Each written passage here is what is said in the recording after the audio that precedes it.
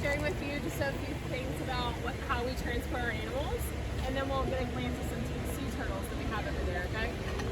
So first let's talk about our cranes. So as you can see, we have two big cranes right here. We use them about once or twice a week just in the park to help weigh our animals. So weighing our animals is very important because a lot of them come in and their only issue is that they're too skinny, right? So they need to be a certain weight to be able to survive in the wild.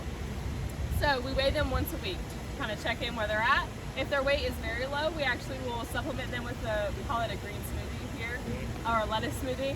It's lettuce and some oils and like a protein type substance to help get those nutrients in when they're not eating any lettuce at all. So that's one thing that we use our stretcher for. Another thing is when we're actually gonna go transport them back into the wild, right? So we'll use our truck here, but before they get put into beach, we have to transport them to the truck.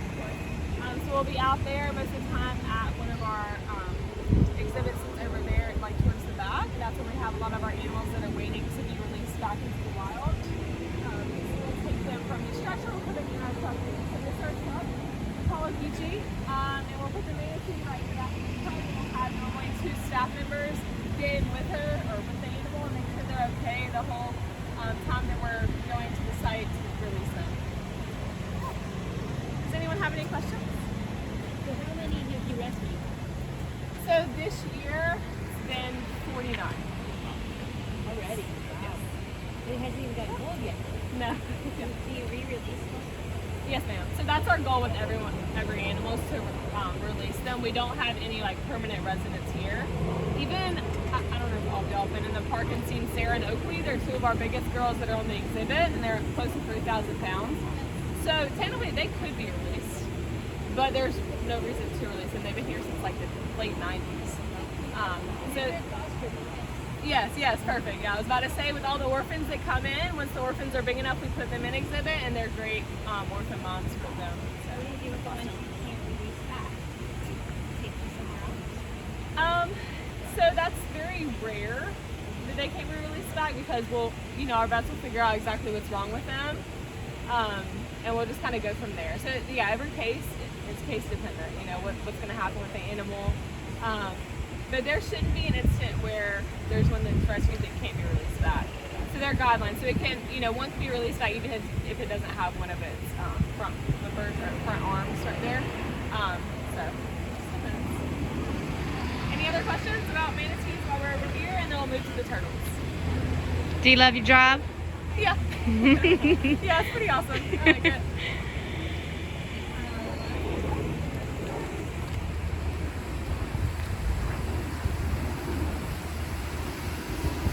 Okay, so I'll just ask everyone to stand behind the yellow line. Hopefully you can see our 2 turtles here.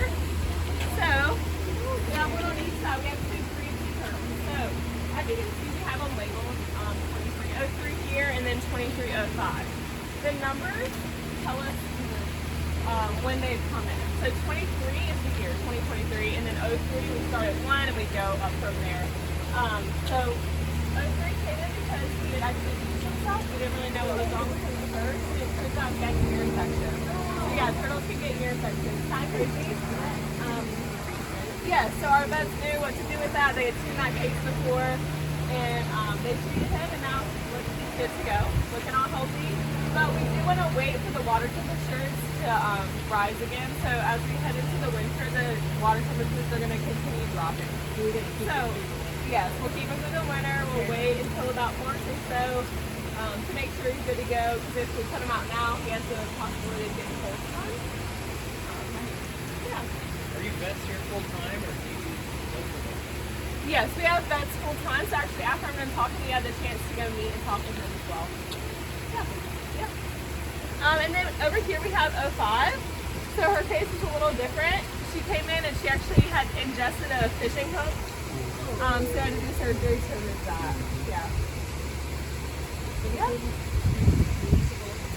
Yes. Once again, these are both releasable. We're just waiting for the water temperature to rise again. And as you can see, 05 has some lettuce in her exhibit. No, we put it in there to give them the option, just like as a snack. But we do feed them fish every morning. So she's possibly still just full from her diet this morning and not interested. She did munch a little earlier, but yeah, and that's also why these guys are called green sea turtles, because they enjoy lettuce and seagrass and kelp and stuff in the ocean, whereas other sea turtles don't enjoy that as much. They'll just eat fish and be fine. He did, yeah, he did. Do y'all have any other questions? Yes, we do. And the pH and everything like that. We test that every day. Yes.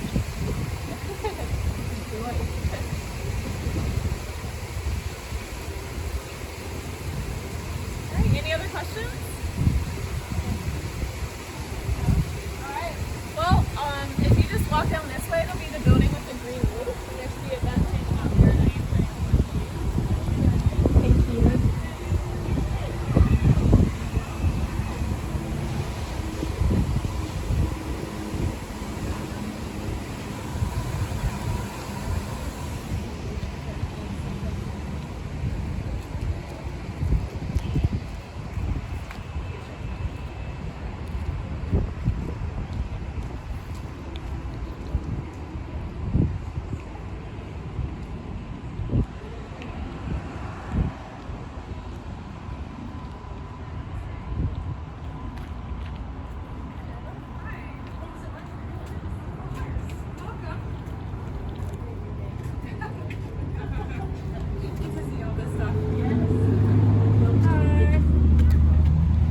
My name's Amy. I'm one of the vet techs here at SeaWorld on the veterinary team.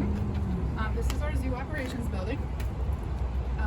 Back half of the building is doctor's offices and curator offices, but the front half is where our operational side is. So this half of the building that you're seeing here in these windows, this is our full service lab. We have a staff of fully certified lab techs and medical technologists who work in here, and they run all of our samples. They do all our blood work and urinalysis, any other tests that we come up with and throw at them. They get it done quickly for us.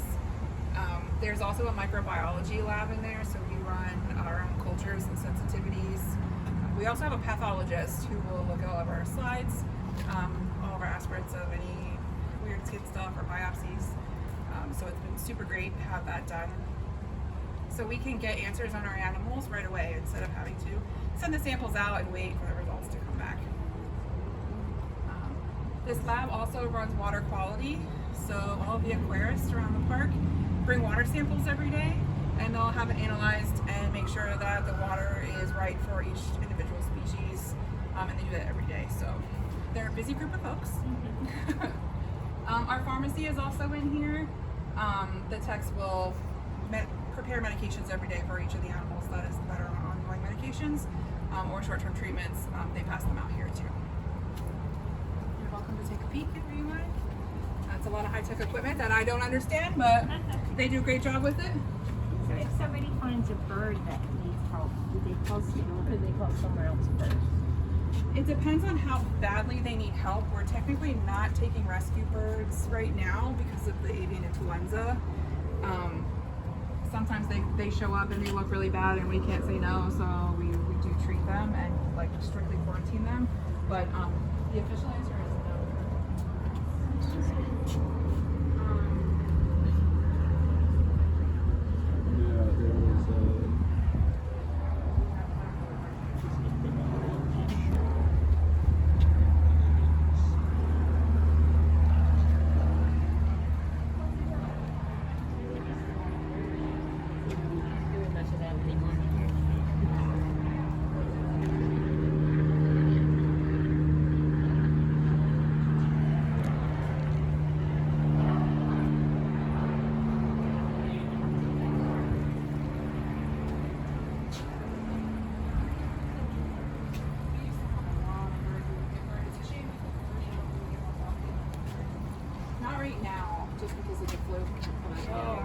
So But- where did like the rotating food go from the enclosure?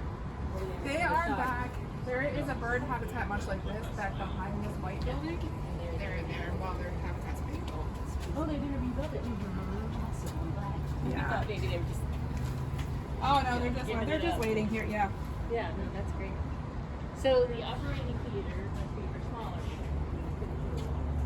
Correct. So we Break the do paper. actually probably most of about 75% of what we do is in the field where the animals live. Obviously, like you said, many of them are thousands of pounds, and it's really hard logistically to get them down here, and also really stressful. So we do as much as we can to them. So all of the stuff that we have here, we also have portable. So they have waterproof cases and they have wheels. So we try to pack out what we need and we take to them. All the individual animal areas have a medical treatment area. So the dolphin pools and the manatee pools and the belugas, anybody who's like in the water, they have medical pools with floors that lift them out, so that we can walk on the water and treat them. The sharks and the fish we will net into smaller pools and then lift them up a little bit. They can be anesthetized with water hoses, so we try to avoid that as much as possible because it's a little risky. But each section has their own little area where we can do medical treatments, so we try to do it with them as much as possible. Glad to hear about school. They're coming back. Yeah, they're still here. They're still here and they're waiting for their home. They'll be back. You're welcome to look in the window for the hospital too if you want. Okay. The operating room over Yeah. there? Yeah. So Yeah. cool. We have a larger version of that. We can like swap the room. So because sometimes we do have manatees and sea lions and dolphins in there that we have to do. So there's a hydraulic table that's much larger we can use and a much larger anesthesia machine that we Then can you use. had to do actual surgery. Right. You wanted to be sterile. Yeah, exactly. Yeah. And in a more controlled environment where we have emergency equipment Right. available and stuff. So it's safer for them here. But you don't have that kind of emergency. Not often. But of course it can always happen at any time. Yeah.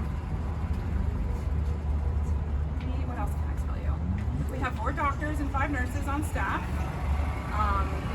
We do healthcare for everyone here at SeaWorld as well as everyone in Discovery Cove and Aquatica as well. So we have just under 30,000 animals under our care for this facility. We get weekly reports from all the care teams.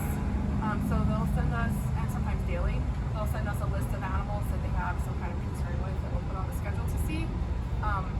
But besides anything acute that comes up, we also stick to a really strict routine maintenance and routine care schedule. So every single species has a frequency with which they have to be looked at and have routine things done, just like taking your dog to the vet every year. For instance, like all of the dolphins have to have exams and ultrasounds and blood work done every 3 months. Killer whales are monthly.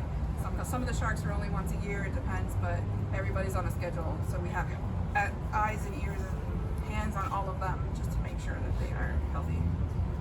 So have you gotten to work with the new sawfish? I have.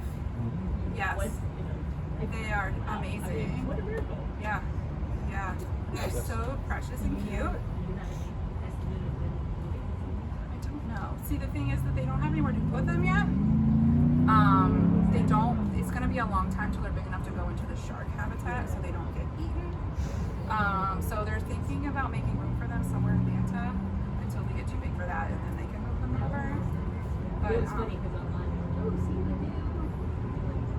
new. yeah, they are here in the quarantine building right next door. They're here, Oh. but they won't be on exhibit probably for a while until they find they can accommodate them. Yeah, no. Because they're in quarantine. Yeah. I'm glad you get to work with them. Yeah, we check on them every week actually. We have to do checkups on them every week just to make sure because they're so critically endangered and they're so rare that Do you have a hypothesis for why after 40 years together they finally we are honestly wondering if maybe it's happened before and then they had just been not sure. Yeah, who knows? Yeah. Yeah, it was a complete fluke that we even discovered that she was pregnant, so that's more likely. yeah. They live in that large shark tank with all kinds of other similarly sized fish. Kind of like with our mollies, you know? Yeah. With mollies. Sometimes the other ones think they're food, yeah. Unfortunately, that's how the chain goes, you know? Who knows? Yeah. Yeah. A Or maybe complete. they just took a 40 years. It could be. It could be, yeah. So do you guys not really have any infighting of the animals other than like obviously the sea lions nipping at each other and stuff, but like they never really go after each other except by accident? Not like you're much. It saying? doesn't happen very often. The keepers are really in tune to how they're acting together. So they'll be rotated on depending on how well they get along. We do that in preschool too. Yeah. Yes. Yeah. Just like I'm sure preschool. that preschool is much like zoo. No fighting. Other questions I can answer? Anything I didn't cover? Thank you. Thank you so much. Okay, of course. Yeah. Cool. I'm glad you liked it. Thanks for stopping by. I am the end of the line back here. It's just a boring road. Back the way you came, and they'll like speak back to the car. Thank you so much. Have a wonderful day.